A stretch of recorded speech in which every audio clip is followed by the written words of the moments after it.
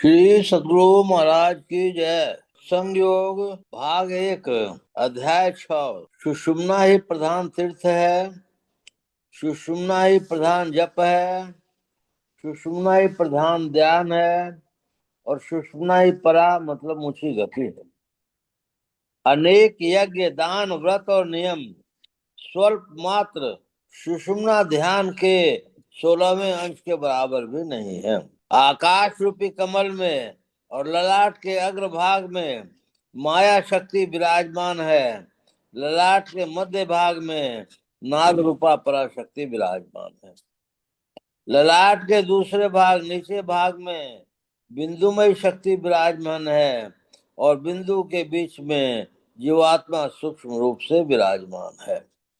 श्री सद्गुरु महाराज की जय। सत्संग सुधा भाग 3। गुरु महाराज जी की वाणी। प्यारे लोगों, विषय शांति अंतर में है।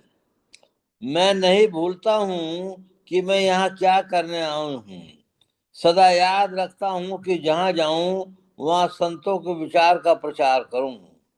संतों का विचार संतों के नाम से ही समझिए। शांति प्राप्त किए महापुरुष को संत कहते हैं। इनका क्या विचार होना चाहिए?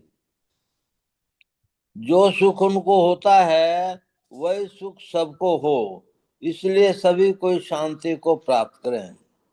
संतों ने बताया कि पहले संसार को देख लो, संसार की वस्तुओं में तृप्त हो या नहीं। संसार की वस्तु किसी को कम किसी को बेसी, लेकिन संतुष्ट तृप्त में दो में से कोई नहीं है। तृप्ति कहाँ होती है? जहाँ शांति है। शांति बाहर की चीज नहीं है, अंदर की चीज है, अंदर का साधन। इसलिए संतों ने बताया। आंख बंद करके देखो, अंधकार होता है, उस अंधकार में भी मन बाहर भागता है। अंधकार में मन जहाँ बाहर की ओर भागता है, वहां से उससे हटाओ, एकाग्र करो। यह कबीर साहब ने कहा है, यानी बहिर्मुख के अंतर्मुख हो जाओ। मन में जो पसर गया है उसको समेटो, जमा करो। कुछ भी फैलाओ जिसमें नहीं है, वहां एक तक सिमटो। यह क्या है? वह है बिंदु। अपने मन को बिंदु तक समेटो। यह काम अंदाजी नहीं होगा। जो गुरु इसको जानेगा वही बतावेगा।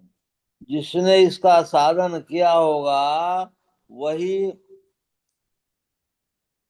बतावेगा। जो ध्यान की विधि जानता है वही ध्यान करता है। वही बता सकता है कि किस तरह मन समेटा जाता है, किस तरह अपने को बिंदु पर लाया जा सकता है। जो एक बिंदु पर अपने को लाता है, एक प्रकार से समाधि को वह पाता है। अरे बाप रे बाप! जो एक बिंदु पर अपने को लाता है, एक प्रकार से समाधि को वह पाता है। तब उस समय वह दुनिया को नहीं जानता है, शरीर को नहीं जानता है। वह अपने अंदर घुसेगा तो पहले जो अंधकार मालूम होता है सो छूट जाएगा। अंधकार के विरुद्ध में जो चीज है वह है प्रकाश। अंधकार का उल्टा प्रकाश होता है। बिंदु ध्यान से जो प्रकाश होता है वह बाहर का प्रकाश नहीं है। यह सूर्य चंद्र और तारे का प्रकाश नहीं है। वह अंतर ज्योति है। वह अंतर ज्योति ब्रह्म प्रकाश है। सबको अंदर में ईश्वर की ज्योति विराजती है। संसार में अंधकार और प्रकाश दोनों को देखते हैं। दोनों में शब्द काम चलता है। अंतर में ज्योति है, उसमें भी नाद है। जो प्रकाश के शब्द को पकड़ता है अज्ञान अंधकार से विषय ज्ञान से छूटता है और शब्द का अंत जहाँ होता है और शब्द हो जाता है, उसको अनाम कहते हैं। वह एक में है, नहीं सब में। जो अपने अंदर के शब्द को पकड़ता है वह नाम ईश्वर के शांति स्वरूप तक पहुंचता है। जब ईश्वर तक पहुंचता है वह ईश्वर ही हो जाता है। संत कबीर साहब ने कहा, लाले मेरे लाल की जित देखो तितलाल। संतों ने इसी के लिए रास्ता बताया है। बिंदु ध्यान करो और ना ध्यान करो, इसको कोई अपवित्र मन वाला कर सकेगा? कभी नहीं। इसलिए जिससे मन अपवित्र होता है उसको छोड़ दो। झूठ, चोरी, नशा, हिंसा और व्यभिचार, ईर्ष्या, राग, द्वेष, इन सब को छोड़ो। लेकिन एक ही बार सब नहीं छूट जाते, धीरे धीरे हटता है। हटाते जाओ, हट जाएगा। इसी तरह सत्य में अपने को लगाओ, गुरु के मार्ग पर चलते चलो, तब वह शांति मिलेगी जो संतों को मिली। संसार में रहते हुए जो शांति को पाता है वह जीवन मुक्त होता है। ये जीवन मुक्त जहाँ रहते हैं वहाँ परमात्मा रहता है। संतों के ज्ञान में शांति का संदेश है। अंदर में शांति है, बाहर में नहीं। इसलिए पसरे हुए मन को समेटो, बिंदु तक पूरा समेटना होगा। बिंदु में नाद मिलता है, उसमें जो अपने को लगाता है वो वहां तक पहुंचता है। या नहीं शब्दम परम पद है। इसके लिए पहले स्वयं उस अंतर नाद को पकड़ो और पीछे उस नाद के पकड़े उठाओगे, उस नाद ईश्वर तक पहुंचा देगा जो ईश्वर शांति स्वरूप है। श्री सद्गुरु महाराज की जय। श्री सद्गुरु महाराज की जय। योगी जालंधर नाथ जी की वाणी। थोड़ो खाई तो कल्पे झलपे, घनो खाई ले रोगी। दहु दुहु पखा की संधि विचारे, ते के बिरला जोगी। थोड़ा खाने से कष्ट होता है, झुंझलाता है, और बहुत खाने से रोगी होता है। दोनों पक्षों के बीच का विचार करें, अर्थात न थोड़ा खाएं और न विशेष खाएं, ऐसा कोई बिरला योगी होता है। योगी मत्स्येंद्र नाथ जी महाराज की वाणी। अवधू रही बा हाटे बाटे, रुख बिरख की छाया। तजीबा काम क्रोध और तृष्णा, और संसार की माया। अर्थ है, हे अवधूतो, हाट बाट में और गांचों की छाया में रहना, काम क्रोध तृष्णा और संसार की माया का त्याग करना। महायोगी गोरखनाथ जी की वाणी। बस्ती न शून्यम शून्यम न बस्ती, अगम अगोचर ऐसा। गगन शिखर मही बालक बोलहिम, वाका नाव धरोगे कैसा। अब दूसरा पहलू से, बुद्धि के परे और इंद्रियों के ज्ञान के परे परम प्रभु परमात्मा ऐसा है जो न भरती है और न खाली है, और उसका शब्द आकाश की चोटी पर बालक के स्वर के सदृश सुरीला होता है। उसका किस प्रकार नाम धरोगे, अर्थात उसका किसी प्रकार नाम नहीं धर सकोगे। श्री सद्गुरु महाराज की जय। श्री सद्गुरु महाराज की जय। मंगल मूर्ति सतगुरु, मिलवे सर्वाधार। मंगलमय मंगल करण, विनो बारंबार। धन्य धन्य सद्गुरु सुखद, महिमा कही न जाय। जो कछु कहूँ तुमरी कृपा, मोते कछु न बसाय। श्री सद्गुरु महाराज की जय। अव्यक्त रूप से विराजमान संत सद्गुरु महाराज के श्री चरणों में कोटि कोटि नमन, कोटि कोटि नमन। अव्यक्त रूप से विराजमान संत सद्गुरु महर्षि संत सेवी परमहंस जी महाराज के श्री चरणों में कोटि कोटि नमन, कोटि कोटि नमन। उपस्थित अत्यंत भाग्यशाली सदात्माओं, आप सबको सहस्र सहस्र नमन, सहस्र सहस्र। अभी हम लोगों ने सत्संग योग का पाठ पढ़ा, सुषुम्ना ध्यान के बारे में जाना। फिर हम लोगों ने गुरु महाराज की वाणी पढ़ी, शांति अंदर में है, शांति को प्राप्त करो। फिर आशीष से भी सुना। हम लोगों को सुषुम्ना के बारे में विशेषकर सोचना चाहिए। सुषुम्ना ध्यान ईड़ा पिंगला और बीच में जो सरस्वती है उसी को सुषुम्ना कहते हैं। ये आप सभी लोग जानते हैं, पर सुषुम्ना पे चढ़ पाने में बहुत कमती लोग कामयाब हो पाते हैं। सुषुम्ना ध्यान होते ही आपको बिंदु झलकता है, जैसा संतवाणी में कहा है। बाबा शिवनारायण जी ने कहा था कि बिंदु पर जो पहुंच गया मोक्ष के चारों द्वारपाल को, वो जो है वहां पे चारों द्वारपाल हैं और उनको भी वो पार कर जाता है। मतलब बिंदु पे पहुंचने की वही पहचान है कि चारों जो हैं, जो ये हैं, उसको वो जो है पार कर जाता है। तो हम लोगों को उस बिंदु पर पहुंचने की क्या राह करनी चाहिए? राह यही है जो हम लोग प्रतिदिन सुनते आते हैं।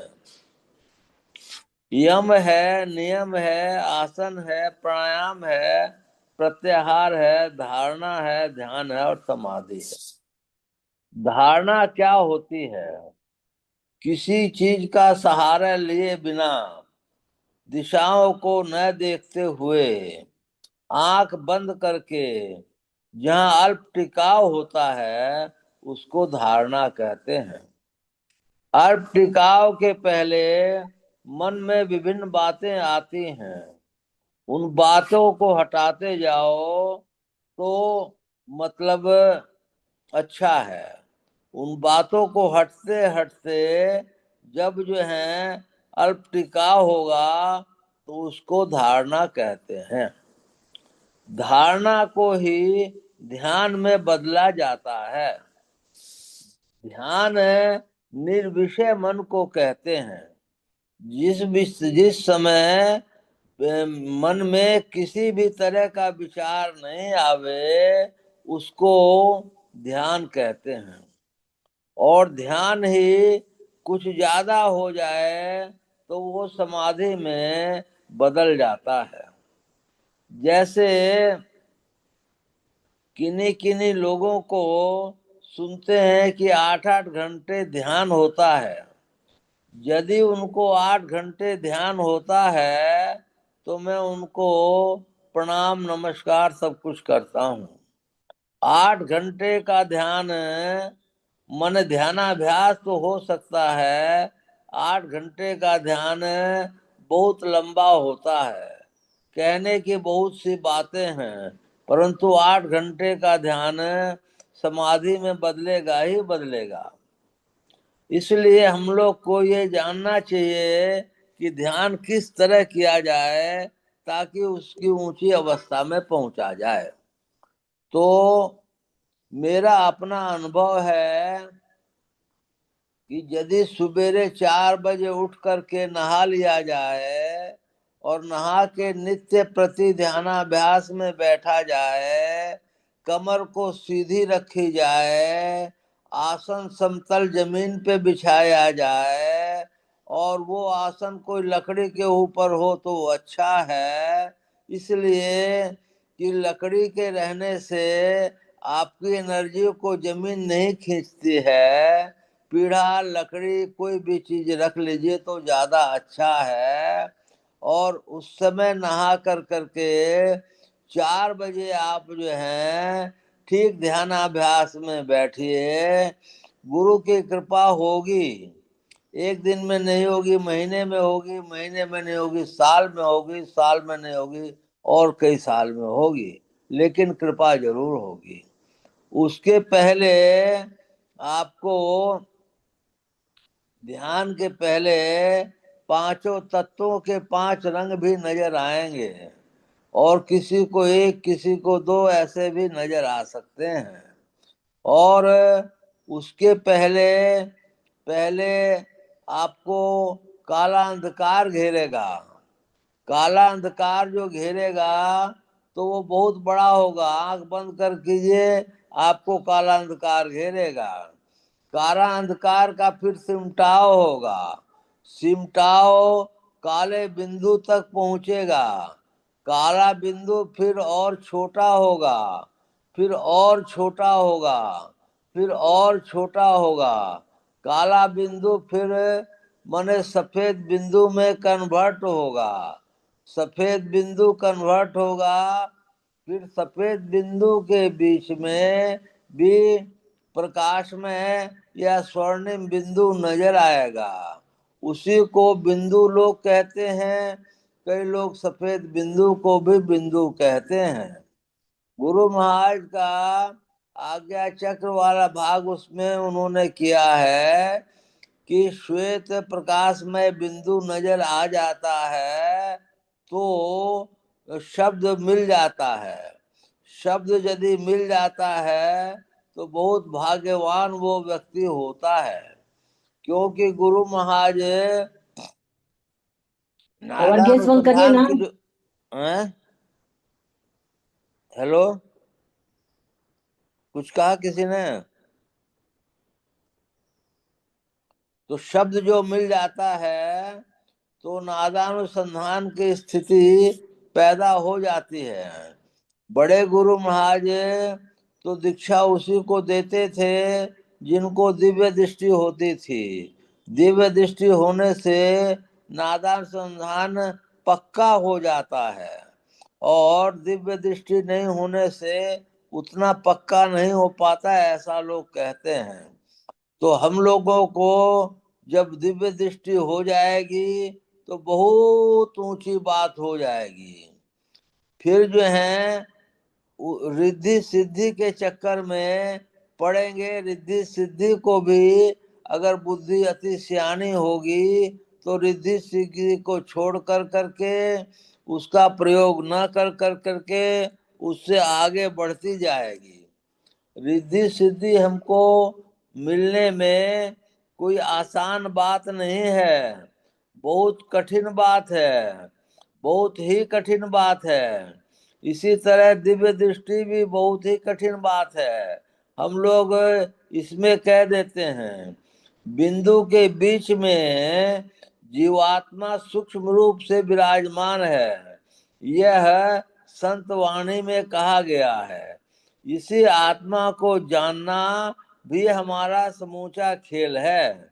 इसी आत्मा के लिए सारी किताबें पढ़ना करना, सब कुछ करना, सत्संग करना, ये सब करते हैं। हम लोग इस आत्मा को कब जान पाते हैं? अनेकों अनेक जन्मों में आत्मा को हम लोग जान पाते हैं। यह एक दिन का काम नहीं है, यह एक जन्म का भी काम नहीं है।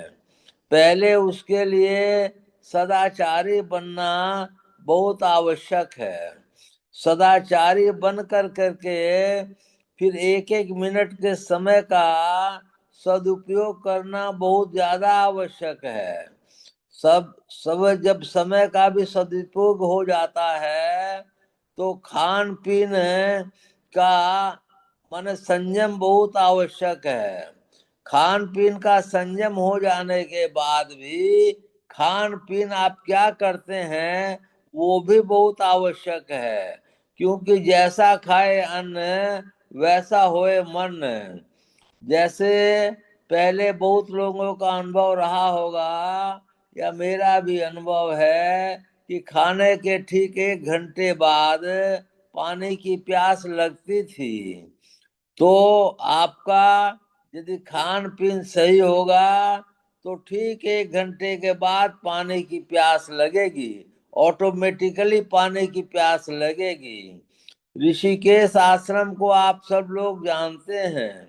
वहां 10:30 बजे लगभग खाने का नियम है, और फिर रात को 8 बजे खाने का नियम है, और फिर दोपहर में कुछ लोग कुछ हल्का फुल्का सा 4-5 बजे ले लेते हैं, मिलता है, और बहुत से लोग नहीं भी लेते हैं।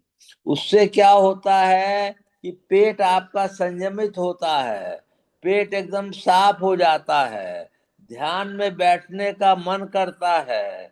ध्यान आधा 1 घंटा, 1.5 घंटा, 2 घंटा आप बैठ सकते हैं। इसलिए खान पान का व्यवहार भी बहुत उत्तम है। खान पान के बाद बोली का व्यवहार सर्वोत्तम उत्तम है। बोली जो है इतनी है कि इतनी सुंदर मधुर वाणी बोलनी चाहिए कि अपने को तो सुंदर लगे ही, दूसरे को भी सुंदर लगे। अगर कुछ कहना भी है तो इतना सुंदर वाणी में कहिए कि सामने वाले को प्रेम लगे। फिर आवागमन सम दुख दूजा, है नहीं जग में कोई, इसके निवारण के लिए प्रभु भक्ति करनी चाहिए। अपने लोगों को जितने भी दुख हैं, संसार में दुख हैं, इसमें आवागमन सबसे बड़ा दुख है। इसको विचार कर करके देखिए। आवागमन के दुख को उठाने के लिए, हटाने के लिए आपको प्रभु भक्ति के अलावा कोई चारा नहीं है। प्रभु भक्ति किस तरह की करें, उसके लिए सद्गुरु की आवश्यकता है। सद्गुरु की खोज करो। सद्गुरु उसको कहते हैं जिसने जीवन काल में सत्पुरुष मने सर्वेश्वर के दर्शन कर लिए हों। इसलिए वो गुरु मिल जाएं तो उनसे जो शिक्षा दीक्षा मिलेगी वो आपको सर्वेश्वर तक पहुंचा के ही छोड़ेगी। चाहे 1 जन्म हो, चाहे 10 जन्म हो, सर्वेश्वर तक वो पहुंचा के छोड़ेगी।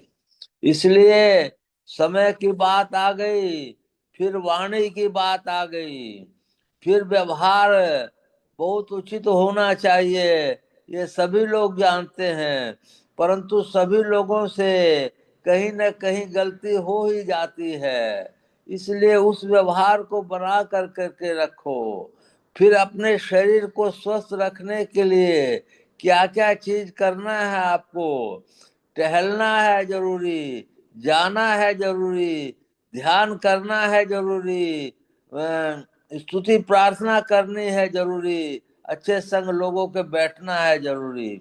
शरीर स्वस्थ रहा, ध्यानाभ्यास होता रहा, सत्संग होता रहा, संसारिक काम होते रहे तो आपको विनाश होने का कुछ भी नहीं है। जितने दिन का प्रारब्ध है और जो गुरु कृपा है उसमें ही आपको सर्वेश्वर की प्राप्ति होगी। तो उस सर्वेश्वर की प्राप्ति के लिए अब आपको तन को एकाग्र करके रीढ़ की हड्डी को सीधा रख कर करके ध्यानाभ्यास में बैठना है। ध्यानाभ्यास में बैठते हुए आपकी एकदम निगाहें सीधी रहनी चाहिए। क्यों? इसलिए उसकी सीधी होनी बहुत ज्यादा आवश्यक है। 10 दिशाओं को छोड़ कर करके एक सीध में ध्यान कीजिए। एक सीध में ध्यान करेंगे तो आपको आज नहीं कल, कल नहीं परसों ईश्वर के कुछ चिन्ह मिलेंगे। पहले पहले आपको जो है गुरु मूर्ति जो है देखने को मिलेगी। गुरु मूर्ति जिसको देखने को मिलेगी उसकी स्थिति ऐसी हो जाएगी कि वो दृष्टि साधन में आगे बढ़ने की योग्यता प्राप्त कर लेगा। दृष्टि गुरु मूर्ति हृदय में मिलेगी, एक तो उसको पूर्ण गुरु मूर्ति मिलेगी हृदय में, फिर उसको आज्ञा चक्र पे होते होते गुरु मूर्ति नजर आएगी। आज्ञा चक्र पे गुरु मूर्ति आके भी स्क्वैज रूप में नजर आएगी। स्क्वैज रूप में जब गुरु मूर्ति नजर आएगी तो उसको दृष्टि साधन करने की योग्यता प्राप्त हो जाएगी। दृष्टि साधन की योग्यता प्राप्त होते ही वो कुछ ही दिनों में बिंदु रूप के दर्शन पा लेगा। बिंदु रूप के दर्शन पा लेने से आपका धीरे धीरे अगर आप उसमें टिके रहते हैं तो अंतर ज्योति के कपाट खुल जाएंगे। अंतर ज्योति के खुलने से आप सहस्त्र दल कमल में चले जाएंगे। सहस्त्र दल कमल में जाने से आपको देवताओं के दर्शन होंगे। सहस्त्र दल कमल से ऊपर जाने पे आप त्रिकुटी में चले जाओगे। त्रिकुटी में चले जाने से आपको आपके आंतरिक सूर्य के दर्शन होंगे।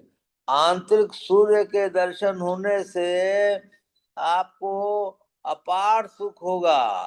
अपार नहीं, अपार का भी अपार बहुत सुख प्राप्त होगा। फिर सूर्य के दर्शन जब खूब बढ़िया से होते रहेंगे तो आपको जो है फिर जो है कहते हैं कि कर्म मंडल का नाश हो जाएगा जब आप अनहद में जाओगे। कर्म मंडल का नाश होते ही आपका आवागमन से नाता खत्म हो जाएगा। आवागमन सम दुख दूजा, है नहीं जग में कोई, इससे बात आपकी खत्म हो जाएगी। आवागमन का दुख जो है उसकी अनुभूति से यदि खत्म हो जाएगा और अनहद नाद आपको सुनाई पड़ेगा। और उस समय जब सूर्य के दर्शन होंगे तो आपको संसार की सारी विद्याओं का ज्ञान हो जाएगा। सभी, कोई साइंटिस्ट हो, कोई डॉक्टर हो, कोई बंगला भाषी हो, कोई अंग्रेजी भाषी हो, सारी विद्याओं का अपने आप ज्ञान हो जाएगा। इसलिए हम लोगों को इस मनुष्य शरीर की उपादेयता को और गुरु महाराज की कृति को हम लोगों को नहीं भूलना चाहिए। हम लोग को सच्चे गुरु मिले हुए हैं, इसलिए हम लोग की साधना लाखों मील के स्पीड से भागती है। लेकिन साधना ही नहीं करें तो गुरु बेचारा क्या करेंगे। गुरु को बेचारा कहना भी गलत है। गुरु तो सर्व सब मालिक हैं। जैसे ईश्वर हैं वैसे गुरु हैं। क्यों हैं कि वो भी जब ईश्वर को देख लिए हैं तो उनको ईश्वर में मिलना है। जैसे हवा हवा में मिलती है तो हवा का अंश हो जाती है, उसी तरह जब ईश्वर ईश्वर को देख लेता है तो ईश्वर को ईश्वर में मिलना ही है, इसलिए वो भी ईश्वर का अंश हो जाता है। वो ईश्वर ही है, ऐसा मान के हम लोग को गुरु महाराज की पूजा अर्चना ध्यान करना चाहिए। गुरु महाराज को जब ऐसी स्थिति हो जाती है और हम उनको उतना ही मानने लगते हैं तो गुरु महाराज की कृपा विशेष आपके ऊपर पड़ती है या उन सत्संगियों के ऊपर पड़ती है जो गुरु महाराज को उसी दशा में मानते हैं। अब हम लोग को करना क्या है? अब हम लोग को अनहद नाद को भयंकर रूप से सुन के कई समय तक उसका अभ्यास करना है। उसके अलावा हम लोग को संसार की बातों को भूल जाना है। अनहद नाद के आते ही ये स्थिति आती है कि आप जो है सांसारिक बातों से लगभग कुछ लेना देना नहीं रखता है। केवल कर्तव्य कर्म किए और जो है योगी बन करके रहे और दुनिया को पता भी नहीं चला और आप अपना काम करते रहे। अब यदि ये स्थिति आ जाती है तो हम लोग को फिर अनाहद नाद मिल जाता है और अनाहद नाद मिलते से भक्ति की पूर्णता हो जाती है और हम जो है समाधि में, भयंकर समाधि में लीन हो जाते हैं। और समाधि जब माने ये होती होगी, मेरे को उसका ज्ञान नहीं है, तो हम लोग परम पुरुष सर्वेश्वर को प्राप्त कर लेते हैं। हम लोग के भक्ति का अंत हुआ, हम लोगों को आवागमन के चक्र में छूट छूट गए और हम लोग सर्वेश्वर में मिल गए। इसी को मीराबाई ने कहा है, गली तो चारों बंद हुई, हरि से मिलूं तो कैसे जाऊं। उन्होंने इसी को 4 गलियों में विभाजित किया है। उन्होंने कहा है कि अंधकार में आंखें बंद कर करके जब जुगनू और तारे चंद्रमा नजर आए तो ये अंतराकाश की पहली गली है। और अंधकार के रात्रि के अंधकार से चंद्रमा से सूर्य नजर आए तो ये दूसरी गली है। और सूर्य से अनहद नादों को सुने तो ये तीसरी गली है। और अनहद नादों से फिर अनाहद नाद को सुने तो ये चौथी गली है।